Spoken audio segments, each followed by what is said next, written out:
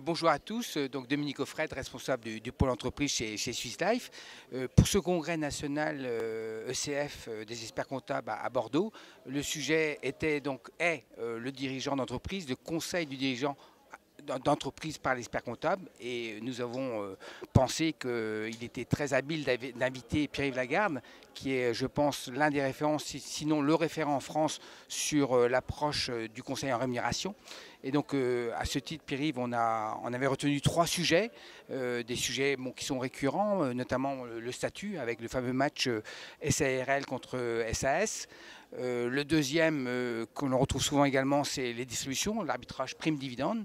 Et enfin, un sujet maintenant qui est, je dirais, plus d'actualité, c'est la holding personnelle d'exercice.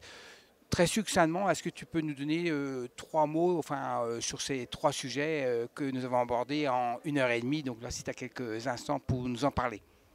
L'ambition générale de ce congrès, c'est comment aider les experts comptables à mieux structurer, à affiner techniquement leur approche patrimoniale de l'entrepreneur. Ce qu'on a voulu leur proposer dans l'atelier, c'est en quelque sorte un parcours, c'est un chemin. On est parti de 3 cailloux techniques de début, c'est-à-dire quels sont les ingrédients du choix entre SAS et SARL, incontournable, c'est un peu tarte à la crème, mais il est nécessaire de bien maîtriser les fondamentaux. Deuxième sujet, toujours un peu tarte à la crème, l'arbitrage entre rémunération et dividende, mais là encore, ce n'est pas parce que c'est tarte à la crème qu'il ne faut pas en maîtriser bien les paramètres 2017 qui ont pas mal bougé depuis quelques années. Puis après, un troisième sujet, plus d'actualité, qui concerne particulièrement les experts comptables, ce sont le holding personnel d'exercice. Pourquoi? Parce qu'en 2016, on a eu 2 jurisprudences sociales assez sévères qui, sur le terrain de la requalification des honoraires en salaire et plus grave encore, le travail dissimulé, imposent à tous ceux qui ont mis en place ce genre de schéma au minimum d'élever leur niveau de sécurité.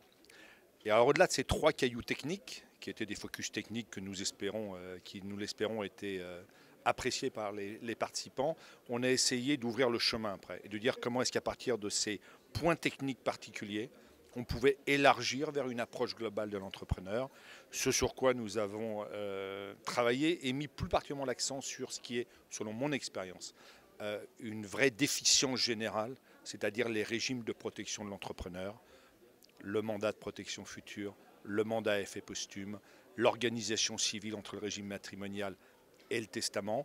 Et nous avons essayé de montrer comment est-ce qu'il y avait une interaction générale qui part du choix du statut social SAS et SARL, qui passe par l'arbitrage rémunération dividende, qui emprunte le chemin de l'ingénierie sociétaire, holding personnel d'exercice, pour terminer dans l'océan de l'organisation civile de chacun. En conclusion, la démonstration de Pierre-Yves était formidable et elle nous prouve qu'aujourd'hui, il nous faut un acteur qui va privilégier le conseil global.